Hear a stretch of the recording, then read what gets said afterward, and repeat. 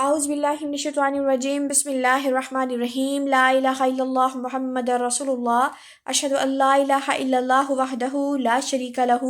واشہد ان محمدا عبدہ ورسولہ۔ حضور نبی پاک صلی اللہ علیہ وسلم کا فرمان ہے کہ جو شخص جمعۃ المبارک والے دن مجھ پر کثرت سے درود پڑھتا ہے تو اس پر میری شفاعت واجب ہو جاتی ہے۔ اور جمعۃ المبارک کے کچھ خصوصی حضور نبی پاک صلی اللہ علیہ وسلم نے کچھ اپنی سنتیں بتائی ہیں جو ہمیں احادیث کی صورت میں ملتی ہیں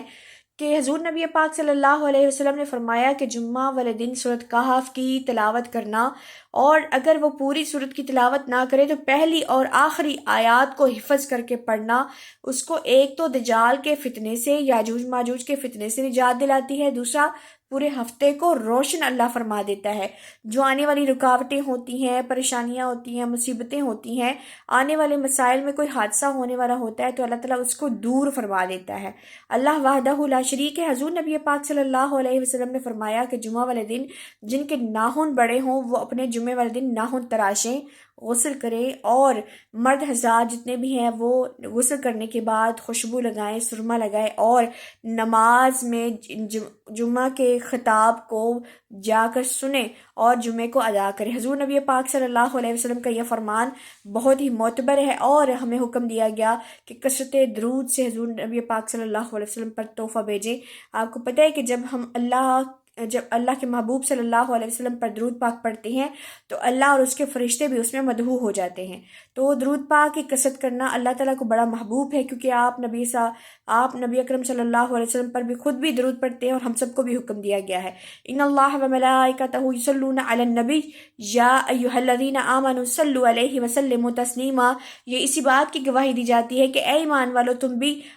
پیارے حبیب صلی اللہ علیہ وسلم پر درود پاک پڑھو۔ تو جب ہم پڑھتے ہیں تو ساتھ میں اللہ اور اس کے فرشتے بھی شامل ہوتے ہیں۔ تو جمعۃ المبارک کی یہ خصوصی فضیلت ہے کہ آپ کے 3 کام ہیں، ایک جمعہ والے دن غسل کرنا، دوسرا سورۃ کہف کو پڑھنا، تیسرا جو ہے اس وقت جمعے کے نماز کے لیے جانا، اور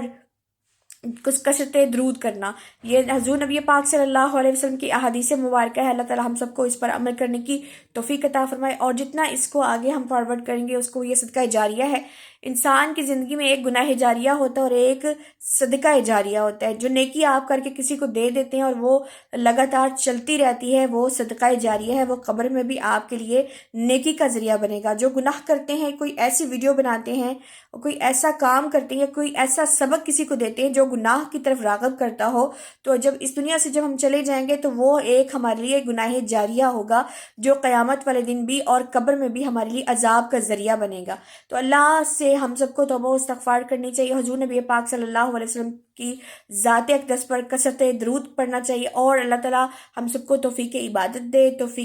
ہمیں اللہ تعالیٰ اپنے حقوق اور اپنے پیارے بندوں کے حقوق ادا کرنے کی توفیق عطا فرمائے، اور جتنا ہو سکے حضور نبی پاک صلی اللہ علیہ وسلم نے فرمایا کہ آپ کے ذمہ اگر کوئی آیات، کوئی احادیث مبارکہ جو اللہ کا حکم اترتا ہے تو آپ پر فرض ہے، فرض اس پرندے پر بھی ہے، جو پرندہ اگر کوئی اچھی بات سنتا ہے تو اس پر لازم ہے کہ وہ دوسروں تک پہنچائے۔ اللہ تعالیٰ ہم سب کو نیکی میں بڑھ چڑھ کر حصہ لینے کی توفیق عطا فرمائے، اللہ اور اس کے محبوب صلی اللہ علیہ وسلم کی اتباع پر چلتے ہوئے زندگی گزارنے کی اللہ تعالیٰ ہم سب کو توفیق عطا فرمائے۔ جزاکم اللہ خیر و احسن الجزاء فی الدنیا والآخرہ۔ اللہ تعالیٰ آپ سب سے راضی ہو۔